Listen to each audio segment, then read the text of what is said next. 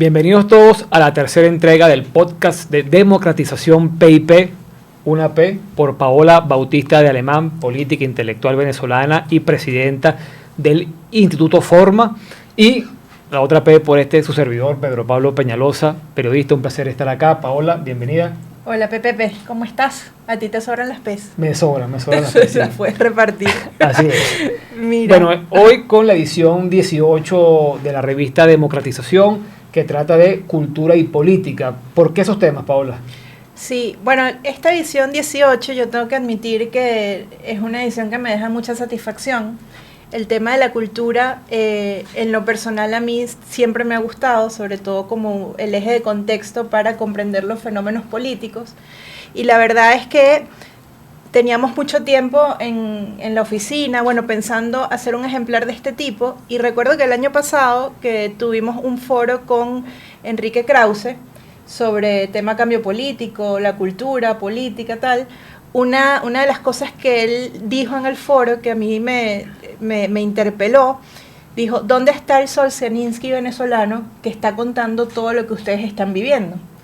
Y la verdad es que a mí esa pregunta de Krause me movió internamente, me llamó al trabajo y creo que fue el germen de esta edición, ¿no? Desde el punto de vista de contexto, ¿no? En esta edición tenemos autores de primer nivel venezolanos. Creo que es una edición que transversalmente recoge experiencias intergeneracionales. Tenemos autores consolidados como Ana Teresa Torres o como Héctor Torres, jóvenes hacedores de cultura como Ricardo del Búfalo, académicas consolidadas como Grisel Guerra. Entonces vemos que es una edición que transversalmente puede ofrecer distintas perspectivas sobre la relación entre política y cultura, y creo que aporta a lo que es nuestro espacio público, a la comprensión de lo que estamos viviendo. Y otra cosa es que me parece que a nosotros en Forma, cuando iniciamos la revista ya hace casi 3 años, uno de los propósitos era que teníamos que dejar testimonio, registro de lo que estaba viviendo el país, y creo que en esta edición renovamos ese propósito inicial y llegamos a un buen cauce. Sí, y digo que esa pregunta que planteaba Krause de alguna manera la responden un par de artículos ahí, creo yo. El de Grisel Guerra, cuando revisa lo que fue la obra de Miguel Otero Silva, y luego también Héctor Torres, de alguna manera, cuando relata cómo ha sido en estos últimos años todo el tema editorial en Venezuela, el negocio editorial, como tuvo un boom en su momento, cómo la gente quizá en el pasado rechazaba o no se enganchaba con escritores venezolanos, y cuando pasa todo lo que pasa, entonces sí comienza a buscar escritores venezolanos para entender lo que estaba ocurriendo en el país, pero también cómo eso fue luego cayendo y afectado por la diáspora, ¿no? Un tema interesante cómo lo maneja Héctor Torres en ese artículo. Sí, voy a comentar los nombres de los artículos, no voy a dar mucho dato para no hacer spoiler y que la gente los lea, porque bueno, la idea de este podcast es como un abreboca del contenido que tiene la revista, para que ustedes vayan a nuestra página web, que es www.red-forma.com, y ahí pueden bajar los artículos, leerlos, compartirlos, hablar sobre ellos, que podamos construir un espacio de intercambio sobre los temas que nos interpelan y nos preocupan. Entonces, los artículos son La cultura como marca fundamental de lo humano, de Ana Teresa Torres, que la verdad es que yo tengo que decir que, bueno, es como un orgullo personal que ella nos haya acompañado, porque es una escritora a la que yo admiro muchísimo y que, bueno, de algún modo ha influenciado en nuestros pensamientos, en las lecturas que nosotros tenemos de la realidad.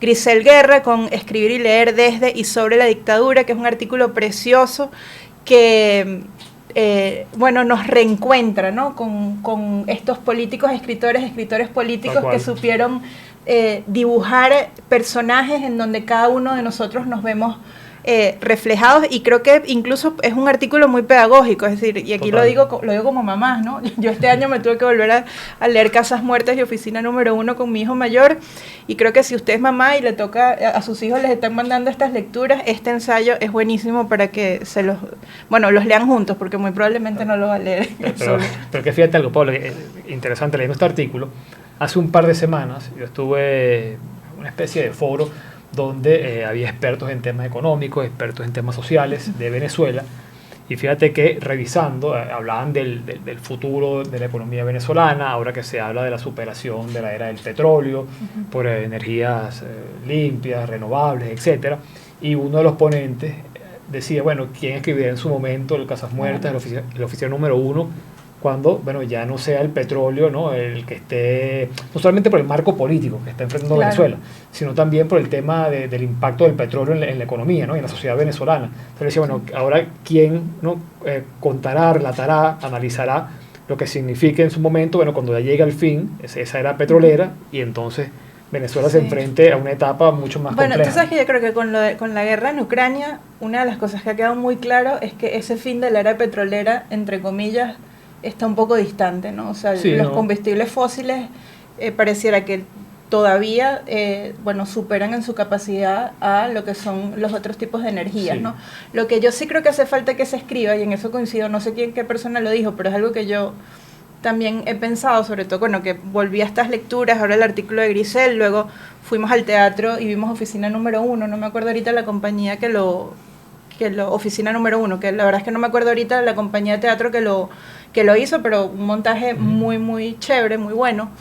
Y una de las cosas cuando salimos al teatro, que estuvimos hablando en familia, ¿no?, porque fui con mi esposo y con mi hijo, una de las cosas que hablamos era, bueno, ¿quién va a escribir la Venezuela de hoy, ¿no? La Venezuela, sobre todo, por lo menos el contraste entre lo urbano y lo rural, ¿no? Que una cosa es, no sé, Chacao, Baruta, Latillo, Naguanagua, Caracas, San Diego, estos 10 municipios estrellas, distrito número 12 en nuestro país, en comparación con ese poco municipios en donde, bueno, son casas muertas, ¿no? Tal cual. Esa desigualdad, ese contraste de Bodegonzuela con la mayoría del país que vive en unas condiciones de pobreza pobrezas humanas, materiales, afectivas, tan profundas que son un obstáculo radical y que lamentablemente ciertamente no se visibiliza tanto como lo otro, ¿no? Como los conciertos en redes sociales, como todas estas cosas que no tienen nada malo en sí mismo, ¿no? Pero que no es la, o sea, otra realidad. Es otra realidad. Bueno, y de hecho, y también ver esa realidad desde esa posición, esa sensibilidad de Miguel Otero Silva, porque lo que también destaca Grisel Guerra en el artículo, bueno, que estamos hablando de una persona que no solamente es poeta, es escritor, sino que es periodista, es político, o sea, asume de una posición, ¿no?, es interpretar esa realidad, también tiene una sensibilidad distinta y busca transmitir también, o sea, a través de su obra, un mensaje, pues bueno, muy claro sobre lo que está pasando o sobre lo que representa Venezuela en ese momento. Y desde sus anteojos, ¿no? O sea, digamos, por eso decía, políticos de su posición ideológica, política, exactamente. Tal cual, es la lectura que da, o sea, no solamente es, o sea, no es que apela a la fantasía, sino que, bueno, es ese leer también del periodista, ¿no?, que vaya leyendo, interpretando, analizando, y que tiene ese contacto con la realidad, ¿no?, que también es fundamental para darle, digamos, lectura a lo que está ocurriendo, una interpretación, ¿no?, y una explicación a lo que está pasando en el momento. Si tú me preguntas, una de las cosas que a mí más me gusta de ese artículo y que creo que puede trascender es en las conclusiones. Hay una conclusión que dice, bueno, descubrir el país a través de la literatura, es decir, que las personas después de leer este artículo de la revista se animen a tomar textos de lo que es nuestra literatura, que retrata, si bien por supuesto no es una reconstrucción histórica fiel y lo que son los personajes y tal no es necesariamente lo único que pasó, sino los ojos del autor que vieron lo que ocurrió. Yo sí creo que es muy importante ese proceso de autodescubrimiento cultural para tener unas bases propias y poder avanzar con identidad, ¿no? O sea, no con algo prestado, no con algo no auténtico, sino profundamente venezolano, para saber que, bueno, que quizás no es la primera vez que estamos pasando por algo realmente terrible, saber que tenemos capacidad de recomposición interna en nuestro espíritu, en nuestra forma de ver las cosas, en nuestras formas de trabajar, y creo que ese artículo me dejó muy contenta por ese impulso e invitación a la lectura y de recoger lo que nosotros somos como venezolanos. Sí, bueno, y eso que tú dices también pone el énfasis Ana Teresa Torres en su artículo, ¿no? Es entender la importancia de la cultura, ¿no?, que dice ella allí, ¿dónde está lo redituable? Bueno, en que construye sociedad. También la autoestima del país, o sea, te ubica en el mundo, o sea, cuál es el lugar de Venezuela en el mundo, cuál es el aporte, cuál es la relevancia, la importancia, también el impacto que tiene en el ser humano. Termina con un relato bastante bonito, testimonio de una persona que, bueno, viene a un sector popular y le dice: yo, gracias a que tuve acceso a la lectura, a libros, por un vecino que trabajaba en una biblioteca pública, bueno, gracias a eso, digamos, tuvo una vida muy distinta a la que tuvo gente que estaba a mi alrededor, que no tuvo esa posibilidad. Entonces, lo que decía ella, bueno, que quizás son cosas que, bueno, ¿cómo tú mides eso? Bueno, es cómo cambia la vida del ser humano, el impacto en la sociedad, y pensando incluso en esos referentes, ¿no?, que terminan pues unificando y haciendo el país, bueno, lo que ha terminado significando el sistema de orquestas infantiles y juveniles, que como toda construcción humana ha sido objeto de cuestionamiento, de crítica, de revisión. Eso es así, pero también es cierto que se convierte en un fenómeno que genera orgullo, que la gente se siente identificada. Claro. O sea, así tú solamente en tu vida hayas escuchado Rapacanilla, que es una gran posibilidad, pero eso no quiere decir, o sea, igual te conmueve y te llega, y además dice, bueno, en otras partes del mundo, Venezuela es reconocida, es aplaudida, es identificada porque tiene este proyecto, un proyecto además que ha sobrevivido, o sea, viene de la época de la democracia en Venezuela, pudo sobrevivir y bueno, hoy es una referencia, ¿no? Sí, tú sabes que el título, ¿no?, de ese artículo que dice la cultura como marca fundamental del humano es realmente precioso, porque es como el hombre encuentra caminos de realización a partir del hacer creativo, ¿no? Y eso hace que, bueno, que su dignidad crezca, ¿no?, frente a la realidad. Y creo que hay un aspecto del artículo que ella aborda que me parece que es muy importante, que es el problema de la desigualdad en lo cultural. Totalmente, claro. Que una persona que nace en un ambiente que no es propicio para el desarrollo de los talentos, el desarrollo creativo, bueno, lamentablemente se pierde, ¿no?, ese ámbito de su vida y ese espacio de plenitud. Y creo que ese artículo de Ana Teresa pues aporta y también nos abre la perspectiva al futuro, es decir, qué podemos hacer por la cultura hoy, ¿no?, cuando tenemos un Estado que concibe la cultura, o un régimen, un sistema que concibe la cultura con sentido propagandístico, ¿no?, en ausencia de libertad. Esto también lo habla Héctor en su artículo, sí. Héctor Torres, sí. Donde ve que la labor de promoción del Estado necesariamente está asociada a un contenido y no es en libertad. Ahí yo creo que los venezolanos, y ahí tenemos que preguntarnos, ¿no?, y es la pregunta de Krause, ¿no?, ¿dónde está el Solzhenitsyn? Es cómo podemos crear, cómo podemos transmitir, cómo podemos dejar testimonio, cómo podemos decirle al país y al mundo que hay gente que está recogiendo las historias, que está custodiando el presente para que pueda existir un pasado fiel que nos pueda aproximar a una construcción más fructífera. Yo creo que el artículo de Héctor Torres, además, para quienes están fuera del país, nos están viendo, creo que les va a llegar, porque además el tema que él plantea ahí es esa lucha, ¿no?, de los prejuicios que te tienes que enfrentar. Él dice, bueno, porque quizá quienes en los años 70 del siglo pasado, o mediados del siglo pasado, bueno, tenían las puertas abiertas en esos países, bueno, porque se sabía quién era el malo y quién era el bueno, claramente. Sí, qué duro, esa parte es durísima, se me había olvidado. Entonces, claro, quienes emigraron o sea, en lo concreto habla como la izquierda latinoamericana, exactamente, ¿no? O sea, si tú Pinochet es el demonio, y bueno, todo el respaldo, si llegabas y te abrían las puertas, gente que es de izquierda.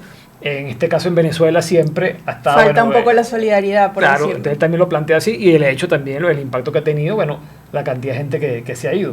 Sí. O sea, gente que pudiera estar aquí también escribiendo, creando en su país, no puede estar acá, tiene que buscar otras opciones, otros destinos, y también eso tiene un impacto en la producción cultural, ¿no? Sin duda. Y bueno, y luego la relación también con el tema ideológico y político.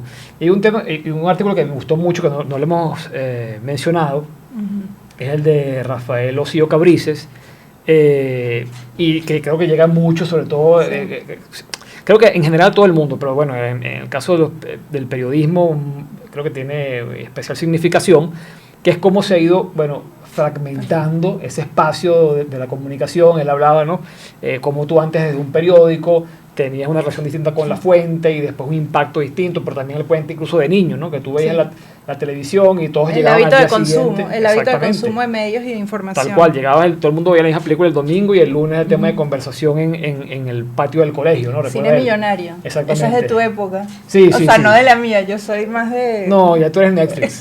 Ya yo soy Netflix. Sí, sé que tú eres Netflix, pero sí, no, yo sí, ciertamente tengo algún recuerdo. Y sí, que la gente llegaba, claro, aunque el señor Osirio es mayor que yo, no, cuidado. ¿Tú te acuerdas? Bueno, y aquí vamos a lanzar la cédula, o sea, si ya llegamos a este momento, claro, digamos, eso puede... y estamos hablando de la honestidad y la cultura, pues sí. hay que hacerlo.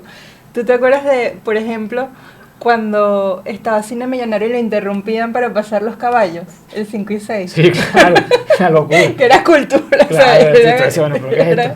Sí, sí, tal sí. cual. Bueno, y además que lo que él señala, que eso, que todo, como los medios de comunicación en ese momento, la televisión, los medios impresos, nacionales y regionales, iban marcando el debate, todo el mundo se informaba por ahí. Hoy en día ya eso no existe. Él habla de su experiencia, además que él está viviendo en Canadá. Y bueno, es eso, que él habla de un caso de alguien que está en un juicio, de estos camioneros que antivacunas, y habla de que él puede hacer lo que quiera por la primera enmienda. Que es de Estados Unidos. Que es en Canadá y eso es en Estados Unidos, pero claro, seguramente de ver tantas series, yo creo que todos sabemos ya cuando alguien habla de la primera enmienda, todo... Como cuando la enarbola, claro, son ciudadanos del mundo. Exactamente, gracias a las series y todo esto, ¿no? Y creo que también es un fenómeno interesante, bueno, como tú, y creo que un reto para los políticos, Paola, bueno, cómo tú transmites tu mensaje, cómo llegas a la audiencia, cómo trasciende, ahora que, bueno, hay esta fragmentación. Y en el caso venezolano, ¿no? Es como si estuviese eso al cuadrado, ¿no? Porque además si me permite, eso lo llamo yo el infierno venezolano. Okay. O sea, que el infierno de todos lados es terrible, pero el venezolano, compañero, es un nivel, ¿no? O sea, bueno, pues claro, un grado más. Claro, es como cuando se hablaba del fake news, ¿no? O sea, que tú dices, bueno, pero o sea, la manipulación, ¿qué podemos decir, no? Aquí de cómo se manipula y de la censura, hegemonía comunicacional, etcétera. Pero ciertamente, digamos, está la particularidad de lo que estamos viviendo en Venezuela que agrava ese panorama que describe Rafael. Totalmente, porque también, y esto lo dice Ricardo del Búfalo en la entrevista que le hice, que me parece que da un testimonio muy interesante de una persona joven que, bueno, con formación intelectual, la verdad, o sea, uno habla con él y referencias a Cabrujas, referencias a, bueno, a distintos autores muy venezolanos, que eso la verdad es que es gratificante, ¿no? Porque es como una cultura que no es la primera enmienda, sino que es una cultura pues muy nuestra, ¿no? Claro. Con referencias locales profundas, interesantes, que han trazado formas de pensamiento, y una de las cosas que él comentaba es que, bueno, que el rol de la cultura es interpelar a la sociedad. O sea, que cuando una persona que bien sea escriba, cante, narre o tenga algún tipo de incidencia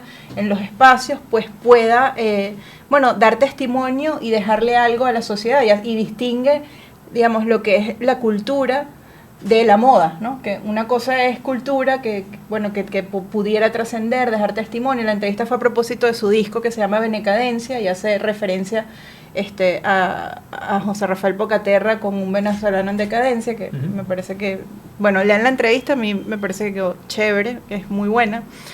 Y justamente dice eso, bueno, cómo conectar, ¿no? O sea, cómo puede haber un espacio, o sea, cómo construir el espacio público cuando tienes problemas de fragmentación de audiencias que está relacionada con el tipo de medios que predominan, pero donde también tienes el problema de la censura y la autocensura. Es como el infierno venezolano tal cual, que es sobre la fragmentación temporal de la posmodernidad que, digamos, que es transversal y la vive todo el mundo, que es lo que Rafael Ocio describe. Tienes como un nivel más de cuidado que es la censura. Claro. Y entonces...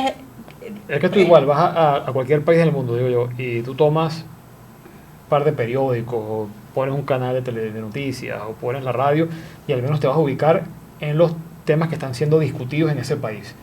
En la agenda. Exacto, en la agenda. Habrá 100 voces más, 100 interpretaciones, diferentes espacios para que te informes, es cierto. Pero al menos tú dices, bueno, yo sé que el tema de discusión en este país, esta es la agenda principal, esta es la agenda que convoca a los actores sociales, políticos, etcétera. En Venezuela, o sea, tú compras, bueno, es difícil conseguir un periódico, si llegas a comprar y te metes en bueno, una página. Y prendes la radio y la radio, agenda es otra cosa. La agenda es un mundo de ficción. Por eso. Incluso con actores de ficción, pues, Sí, o sea, total. con voceros de ficción Sí. que simulan ser una cosa, pero son otras. Entonces, es increíble. Es realmente complejo, ¿no? Entender lo que... Y tienes que a un ciudadano, o bueno, que alguna vez fue ciudadano y ahora somos lo que somos, para no ponernos etiquetas, que está acostumbrado a consumir medios, porque tú vas a sectores humildes del país y tienen la radio prendida. Igual, o sea, sí, se claro. acostumbraron a tener su radio prendida, lo que pasa es que ahora, digamos, o es pura música, porque Sí, no es que no hay nada que decir, sino que, bueno, sí, sino que no, o complicado. tienes un discurso allí muy claro, no pasa con la Bueno, en televisión, estos días pues, ¿no? Esteban Rojas, o sea, es el periodista que estudió con nosotros en la universidad, Sí, Esteban, claro.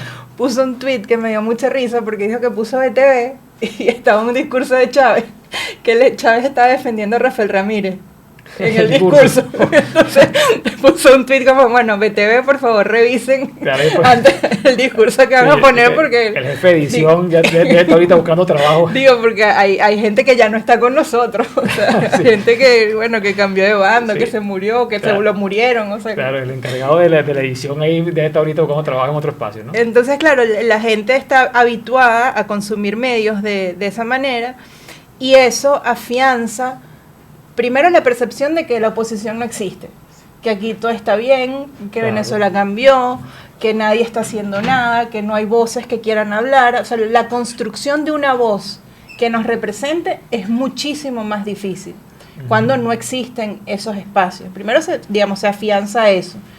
Y luego se afianza la idea del vacío.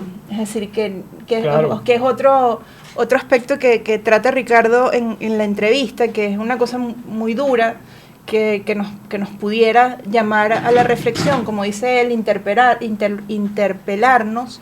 Y una cosa que él dice es que la decadencia actualmente no es material, sino que es moral, porque lamentablemente pareciera que el chavismo nos ganó en ese ámbito, al distorsionar mucho el escenario y al no saber nosotros mismos lo que está bien y lo que está mal, al ser todo tan gris y difuminado.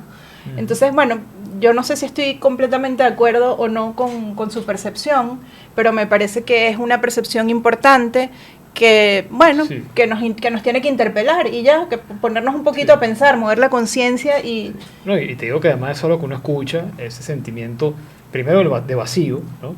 Y que tú dices, claro, pues también tú tienes a una audiencia que tiene que ser cada vez más proactiva, es decir, no le llega la información ni tiene fácil, sino que Exactamente. tienes que ir a buscarla, tienes que ir a perseguirla. Y tiene que haber voluntad de Y ellos luego de consumir. Tiene que haber voluntad y luego llegas y ves que la página está bloqueada y entonces no, pero vas al VPN también, o sea, que es una cosa de una carrera de Claro. obstáculos para estar informado de lo más básico, para saber que no hay agua en tal lugar, entonces es una cosa tremenda. Y luego eso, también de que tú dices, bueno, pero aquello que tú tenías un poco claro de que podía estar bien o que podía estar mal, o bueno, ahora no está todo Bueno, todo porque claro, prendes ¿no? la Todo se radio, movió. a mí, yo la verdad es que escucho poca radio, porque lo que hay no me llama la atención, la verdad. Y la verdad es que me fastidia un poco prender la radio. Hace unos días estaba escuchando un programa y pasaron de una entrevista que era sobre la obesidad de los gatos, porque estaban Es un hablando tema- con un veterinario sobre la tema que obesidad de los gatos. tema que siempre ha sido de vibrante actualidad. Sí. Es un tema de que yo recuerdo. Trascendente, claro. Desde siempre. La obesidad de los gatos pasaron a una entrevista política, o sea, bueno, relativamente política, y después de eso cerraron con un chef. Entonces, a mí, digamos, esa como bipolaridad o no sé cómo decirlo, es como cuando tú pasas las historias de Instagram, que tú vas, que no hay unidad temática, que no, digamos, a mí eso me desespera un poco el cerebro, o sea, yo no... Eso es lo que llaman Digamos. revista. Ah, sí, bueno, Esta es una revista. sí, porque aquí no hay otros temas de que hablar Claro. más allá de la obesidad de los gatos, Es ¿no? cualquier cosa. Pero, digamos, a mí eso me desespera. Yo, por eso radio escucho muy poco. Pero se crea la sensación de que existe un ágora, un espacio público, cuando en verdad no existe. Cuando en verdad el deber ciudadano es crearlo.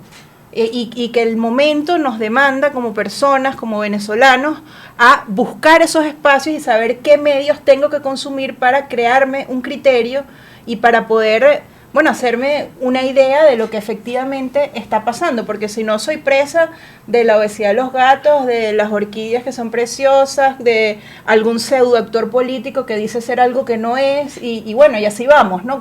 Viviendo en un estado de simulación. Sí, no, y eso, digamos, se agrada a todos los que estamos hablando, bueno, por todos los obstáculos que tiene la gente, que además está preocupada de eso, entenderlo por su día a día.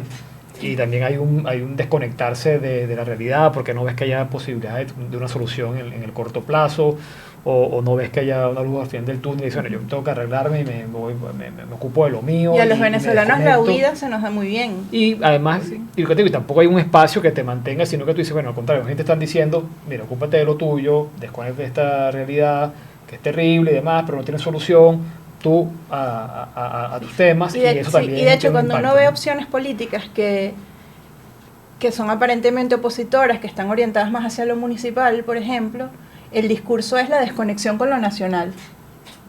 O sea, más allá de ver lo local con proyección nacional o lo particular con proyección universal, es un ensimismamiento de lo local que busca aislar de lo nacional, cuando todos sabemos que lo local no crece si lo nacional no cambia. Claro. O sea, digamos, tú puedes más o menos sobrevivir, pero crecimiento como tal, al que estamos llamados como país y al que dicta nuestra Constitución, pues no vendrá. Entonces es un momento complicado. Yo sí creo que la cultura en ese ensimismamiento juega un rol muy importante. De hecho, en los países en los que ha habido la destrucción de los mecanismos de representación, como Europa del Este, vemos cómo los liderazgos que emergen son liderazgos eminentemente culturales. Por ejemplo, Zelensky en Ucrania, ¿quién es? Es un actor. Después de 2014, en Ucrania, que por cierto está la película de Netflix, yo la vi hace mucho tiempo, estoy que la quiero volver a ver, pero bueno, véanla, a mí cuando yo la vi hace mucho tiempo me gustó, que se llama la del Maidán. ¿Cómo es que se llama? No me acuerdo ahorita. No recuerdo el nombre. Algo de invierno. Bueno, no me acuerdo. Lo vamos en postproducción, lo ponen por aquí el nombre, pero está en Netflix.